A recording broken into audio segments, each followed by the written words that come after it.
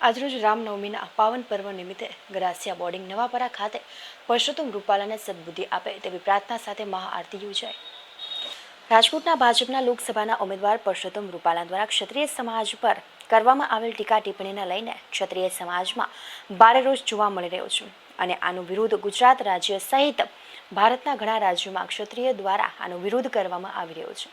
ત્યારે આજે રામનવમીના પર્વ પ્રસંગે ભાવનગરના નવાપરા ખાતે આવેલ ગરાસિયા બોર્ડિંગ ખાતે ક્ષત્રિય સમાજ દ્વારા પ્રભુ રામ ભગવાનની મહાઆરતીનો કાર્યક્રમ રાખવામાં આવ્યો હતો અને આ રામ પ્રભુને પ્રાર્થના કરી કહેવામાં આવ્યું હતું કે ભાજપના શીર્ષ નેતૃત્વ અને પરસોત્તમ રૂપાલાને વિવેક બુદ્ધિ આપી યોગ્ય નિર્ણય લેવડાવે તેવી પ્રાર્થના ક્ષત્રિય સમાજના યુવાનો અને આગેવાનો દ્વારા રામ પ્રભુને કરવામાં આવી હતી।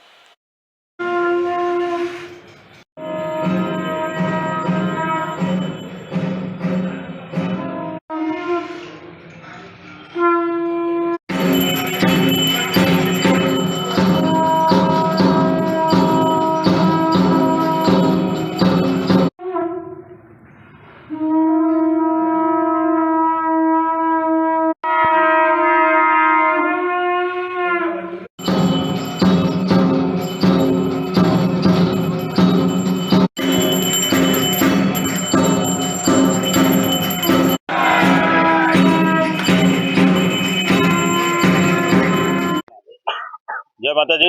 हूँ धर्मवीर सिंह गोयल गोयलवा राजपूत समाज उपप्रमुख छूँ। भाई कृष्णदेव सिंह सरवैया करणी सेना प्रमुख है। अमे आज एक संयुक्त कार्यक्रम आप्यो छे अहींया भावनगर गरासिया बोर्डिंग है जे अमारा समाजनी प्राइवेट संपत्ति है अने अमारी संस्था है।